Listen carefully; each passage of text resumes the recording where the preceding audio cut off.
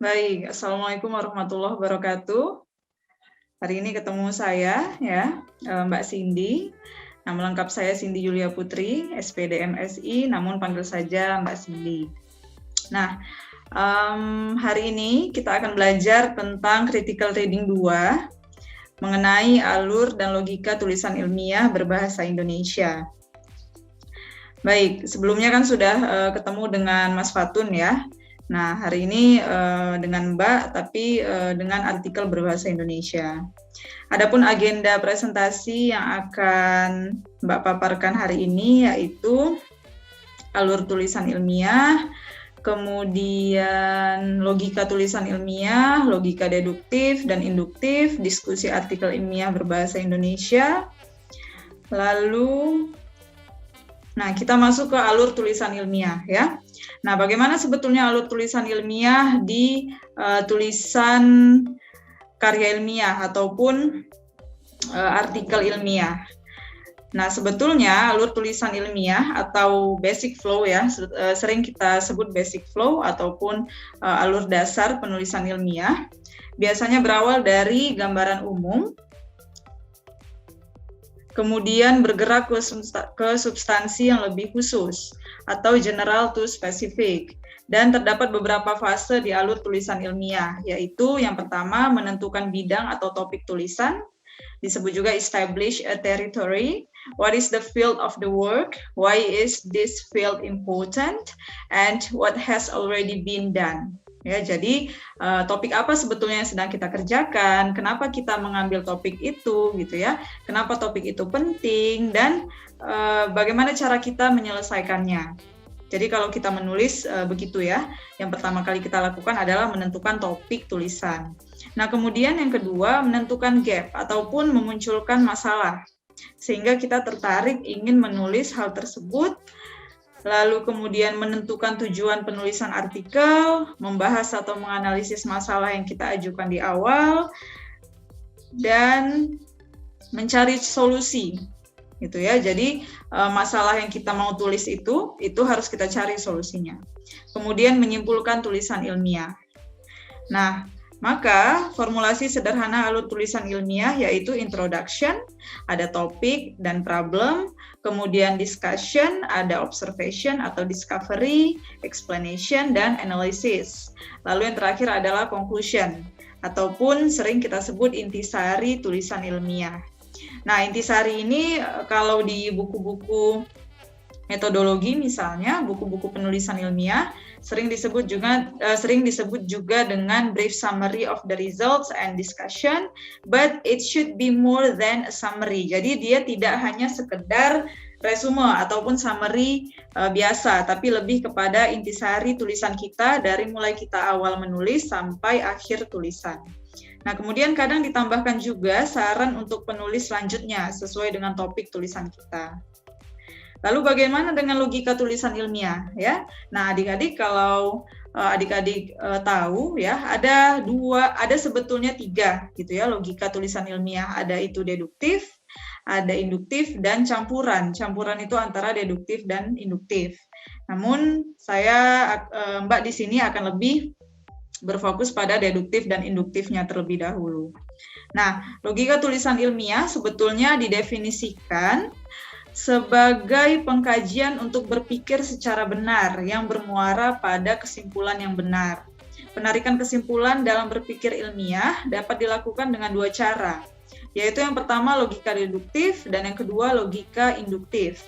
Selain itu, bahasa sebagai sarana berpikir ilmiah juga sangat berperan penting dalam melakukan kegiatan berpikir ilmiah. Karena bahasa merupakan alat komunikasi verbal yang dipakai dalam seluruh proses berpikir ilmiah dan media untuk menyampaikan jalan pikiran tersebut kepada orang lain. Apa sebetulnya ciri-ciri logika atau penalaran, ya? Nah, tadi sudah Mbak sampaikan bahwa logika itu kan sebagai pengkajian untuk berpikir, ya. Jadi bagaimana caranya kalian menalari ataupun berpikir terhadap satu masalah. Nah, yang pertama, adanya pola berpikir secara luas dan runut, logis dan terstruktur. Selanjutnya dapat dikatakan bahwa setiap usaha penalaran mempunyai logikanya tersendiri karena ia merupakan sebuah proses berpikir. Kemudian yang kedua, bahwa penalaran harus bersifat analistik, ya. Jadi harus ada analisis di dalamnya karena tulisan ilmiah itu memang mengkaji satu masalah lalu menyelesaikan masalah yang kita angkat. Nah, analisa sendiri, ya, analisa atau analisis sama adalah suatu kegiatan berpikir dengan menggunakan langkah-langkah tertentu. Lalu bagaimana Mbak dengan logika deduktif gitu ya pertanyaannya. Nah, logika deduktif itu sering kalau orang-orang gitu ya mengatakan dari umum ke khusus ya. Nah, umumnya apa, khususnya apa, begitu ya. Nah, sebetulnya logika deduktif adalah proses penalaran atau proses berpikir dari berbagai pernyataan umum untuk mendapatkan kesimpulan logis yang lebih khusus.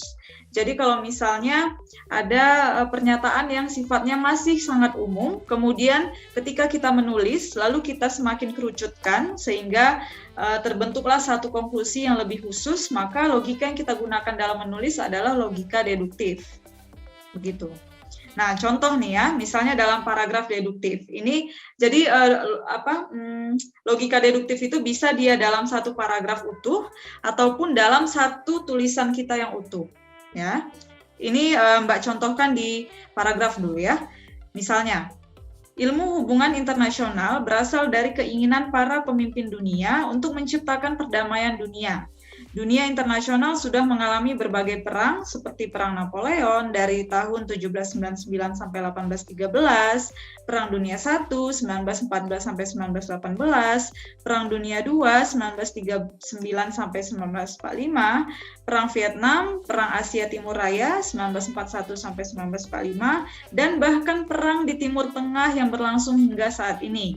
Berbagai perang tersebut telah memporak-porandakan berbagai daerah, menghilangkan nyawa manusia, menghancurkan gedung, sekolah, dan infrastruktur, serta banyak wanita dan anak-anak ikut menjadi korban.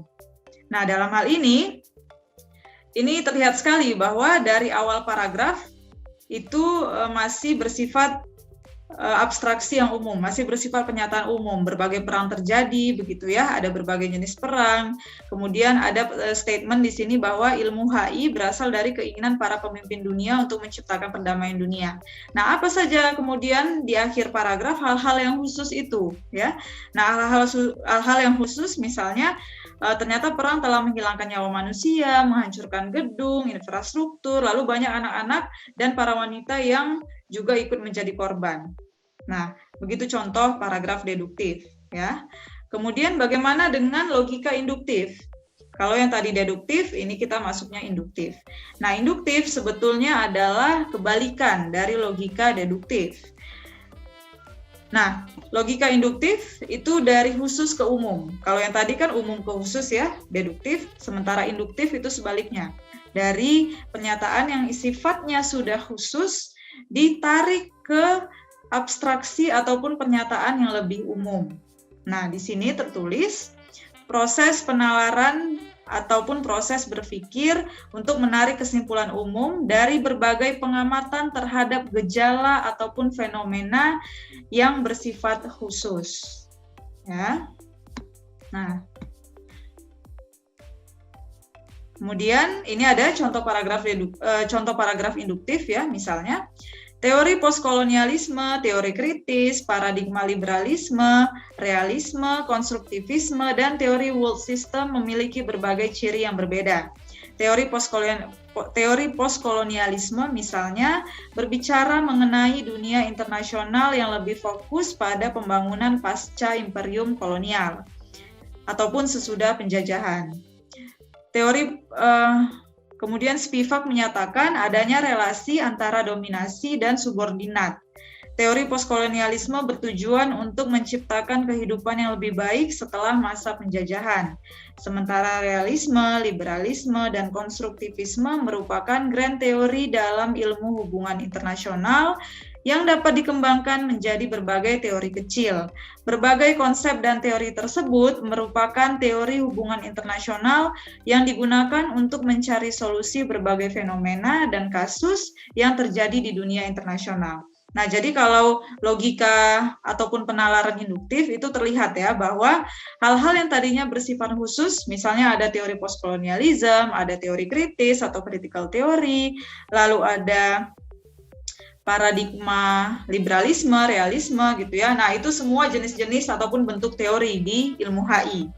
Kemudian ditarik gitu ya ataupun disimpulkan di akhir paragraf menjadi satu pernyataan yang umum.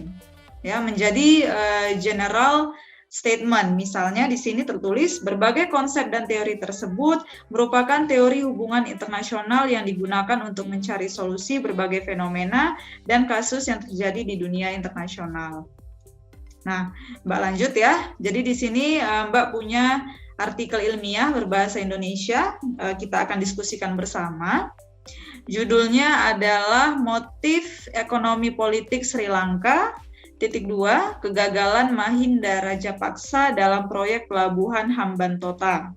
Penulisnya adalah Sonia Mustikasari, Program Magister Ilmu Hubungan Internasional Universitas Indonesia, dengan nama jurnal ya. Jadi artikelnya ini dipublikasikan di jurnal. Nah, jurnal itu adalah wadah yang di dalamnya terdapat kumpulan artikel dari berbagai penulis. Gitu. Nama jurnalnya Mandala, Jurnal Hubungan Internasional. Ini jurnal kita di HI UPN Veteran Jakarta dengan volume 4 ya. Di sini ada vol 4, lalu number ini ya, nomor 1 yang terbit di edisi Januari hingga Juni 2021 di halaman 114 hingga 135. Nah, apa saja sih yang bisa adik-adik lihat ya di artikel Bahasa Indonesia tersebut? Nanti artikelnya juga akan Mbak upload. Yang pertama ternyata ada judul ya. Maaf. Ada judul, nama penulis, nama jurnal, dan juga abstrak. Lalu ada pendahuluan, kerangka pemikiran. Jadi penulisnya ini ya, Sonia namanya tadi, dia memakai kerangka pemikiran dari teori konstruktivisme dan utang luar negeri. Nah, ini memang ada di dalam HI ya. Kemudian bagian analisis atau pembahasan, dan terakhir adalah kesimpulan. Jadi alurnya begitu dari mulai judul, nama penulis hingga penarikan kesimpulan. Nah, abstraknya ini ya. Jadi abstrak itu seperti display. Misalnya adik-adik ke mall gitu ya, lalu melihat ada display baju yang ditaruh gitu ya di etalase. Nah, itu abstrak. Jadi abstrak itu menggambarkan secara menyeluruh dari mulai tulisan ini ditulis ya, dari mulai penulis mengangkat topik ini hingga menyelesaikan ataupun menjawab rumusan masalah yang diangkat. Nah, misalnya ini ya, tulisan ini memaparkan motif ekonomi politik di balik proyek ambisius Pelabuhan Hambantota. Itu ya, kemudian dia memakai teori apa? Dan sebetulnya abstrak yang baik ya, ini karena hanya contoh ya, abstrak yang baik itu harus di dalamnya itu tertuang seluruh alur tulisan ilmiahnya. Jadi dari mulai latar belakang masalah atau latar belakang penelitian, latar belakang kenapa penulis mengangkat topik itu, kemudian tujuan dan manfaatnya, lalu teori apa yang digunakan untuk memecahkan masalah gitu ya. Nah, tentu di awal sudah ada rumusan masalah ya. Nah, kemudian bagaimana cara dia menggunakan teori untuk menjawab rumusan masalah yang sudah diajukan di awal. Lalu penulis menganalisis ya. Di analisis biasanya ada penggunaan ataupun aplikasi teori untuk menjawab rumusan masalah yang diajukan di awal. Kemudian pada akhirnya adalah hasil penelitian atau hasil tulisan, lalu kesimpulan. Nah, semuanya itu seharusnya tertuang di dalam abstrak. Ya. Lalu ada kata kunci di sini atau keywords. Nah, keywords ini digunakan untuk memudahkan penulis lain, ya, ataupun orang lain dalam mencari topik yang dia inginkan. Nah, keywords juga menggambarkan hal-hal apa saja yang dibahas di dalam tulisan si penulis, gitu ya. Nah, jadi di keywords di sini ada Pelabuhan Hambantota, ada Mahinda Rajapaksa, ada ekonomi politik dan Sri Lanka. Jadi secara garis besar ada 4 hal ini yang akan dielaborasi ataupun ditulis dan dianalisis oleh penulisnya. Nah, kemudian ada pendahuluan atau introduction. Ya, tentu pendahuluan ini isinya adalah latar belakang kenapa penulis mengangkat topik ini. Kenapa sih penulis harus menulis tulisan ini? Kenapa dia tertarik? Gitu ya. Lalu bagaimana relevansinya di ilmu HI? Nah, lebih kepada itu kalau di bagian introduction ataupun pendahuluan. Kemudian, nah di pendahuluan juga ada kerangka pemikiran ya. Tadi sudah Mbak sampaikan juga bahwa ada teori konstruktivis dan ada teori utang luar negeri ataupun loan pull theory and loan push theory. Jadi dia memakai 2 teori ini. Nah, kemudian ada pembahasan ya, ada discussion, ini bisa dilihat analisis. Dia pertama menulis gambaran umum proyek pelabuhan Hambantota. Lalu di sini juga dianalisis, biasanya dia akan menggunakan teori yang dia gunakan di awal, yang dia pilih ya, yang dipilih oleh si Sonia ini untuk menjawab rumusan masalah, untuk memecahkan masalah tulisan dia ya. Nah, jadi ini kalau kita lihat jurnal Mandala ini bentuknya 2 kolom ya. Jadi 2 kolom untuk 2 kolom dalam 1 page paper ya. Lalu kesimpulan atau conclusion. Nah, di kesimpulan ini bisa dilihat ya, Sri Lanka di masa pemerintahan Mahinda Rajapaksa mengalami transformasi dari sisi ekonomi dan politik. Berbagai alasan dapat dikemukakan mengapa Presiden Rajapaksa sangat ambisius ketika mengharapkan bantuan internasional berupa pinjaman dan para tenaga kerja dari Tiongkok untuk membangun pelabuhan Hambantota. Jadi ini cuplikan sedikit dari bagian kesimpulan. Nah, kemudian ada referensi atau daftar pustaka, ya, sering disebut juga reference dalam bahasa Inggris. Jadi di sini terlihat kalau buku, ya, di sini ada Finmul, Marta, ini dibalik ya tulisannya karena daftar pustaka tahun 96 misalnya.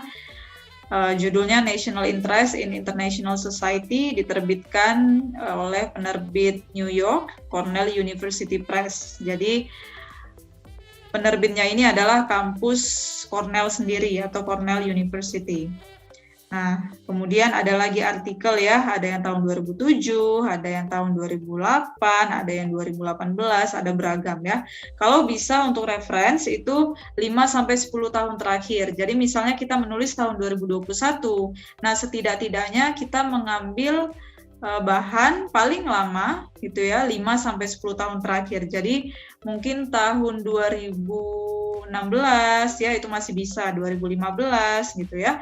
Nah, semakin tulisannya baru ya, baru itu dalam artian baru terbit, baru publish, akan semakin dianggap kredibel dan semakin dianggap update dalam perkembangan ilmu pengetahuan, khususnya ilmu HI ya. Nah, di HI juga banyak sekali penulis yang menulis tentang topik ini ya, tentang tadi ini tentang ini ya, motif ekonomi politik di balik utang luar negeri dari pembangunan pelabuhan Hambantota di Sri Lanka. Nah, ini coba kita diskusikan bersama ya. Nanti adik-adik bisa menambahkan tanggapan begitu ya, tapi ini per kelompok. Jadi yang pertama, alur tulisan apa yang dibuat oleh penulis artikel.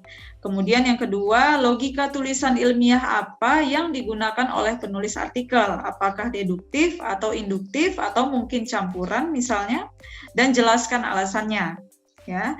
Nah, yang ketiga, adakah logika tulisan yang lebih efektif untuk artikel tersebut? Misalnya adik-adik bilang, harusnya pakainya logika induktif nih Mbak, gitu ya, atau harusnya pakai deduktif, atau jangan-jangan campuran ya Mbak, gitu. Nah, itu boleh, kalian boleh elaborasi, kalian boleh dalami lagi, ya. Kemudian yang keempat, apakah artikel tersebut sudah sesuai dengan ciri-ciri logika ataupun penalaran tulisan ilmiah? Lalu yang kelima, tulisan jawaban adik-adik bisa ada di kolom tanggapan ya. Kalau dulu kita memakainya e-learning 4.0, nanti akan kita dalami lagi di aplikasi Leads ya, yang sekarang dipakai ataupun digunakan di UPN Veteran Jakarta. Nah, baik, Mbak pikir sampai sini saja dulu presentasi ataupun paparan dari dari Mbak ya.